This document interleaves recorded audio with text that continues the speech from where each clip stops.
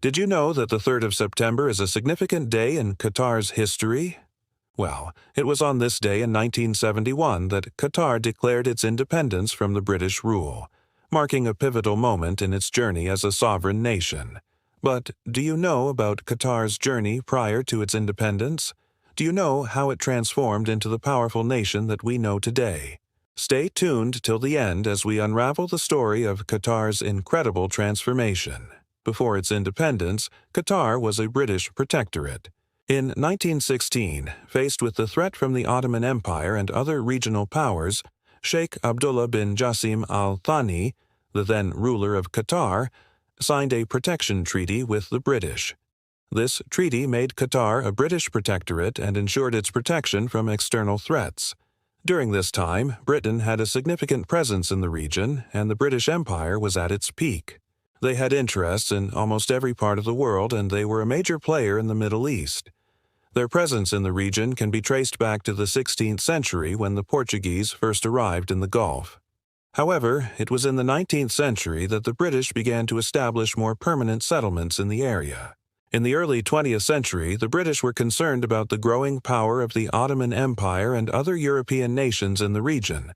They also wanted to protect their trade routes and access to the riches of the East. As a result, they began to make treaties with the local rulers, which established British hegemony in the Persian Gulf.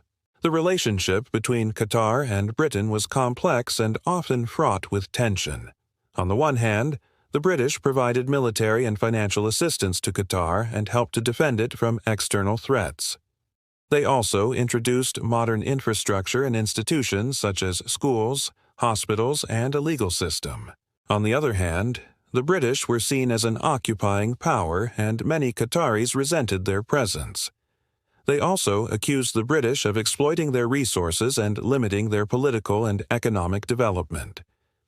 Despite these tensions, the relationship between Qatar and Britain remained relatively stable until the late 20th century.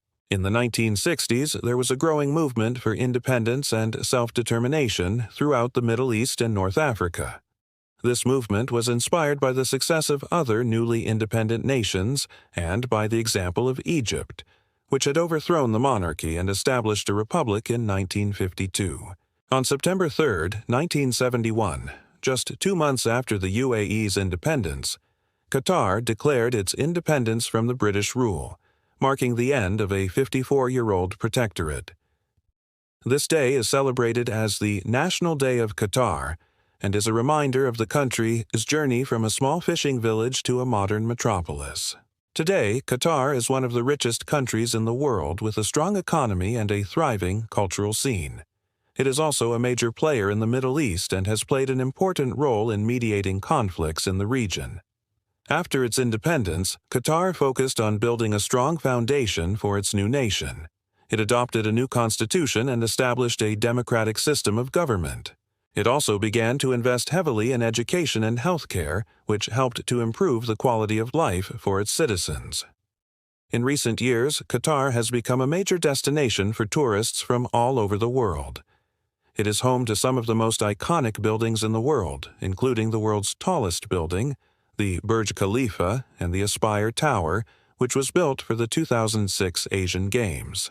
It also has a thriving arts and culture scene and is home to the Museum of Islamic Art, one of the largest museums in the world. The story of Qatar is truly an inspiring one.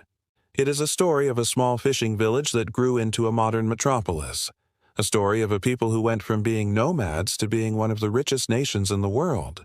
It is also a story of a country that was able to achieve all this without compromising its values and traditions. We hope you enjoyed this video and learned something new about Qatar. If you did, don't forget to give us a thumbs up and share it with your friends. And if you haven't already, subscribe now to get notified when we upload more videos. Thanks for watching.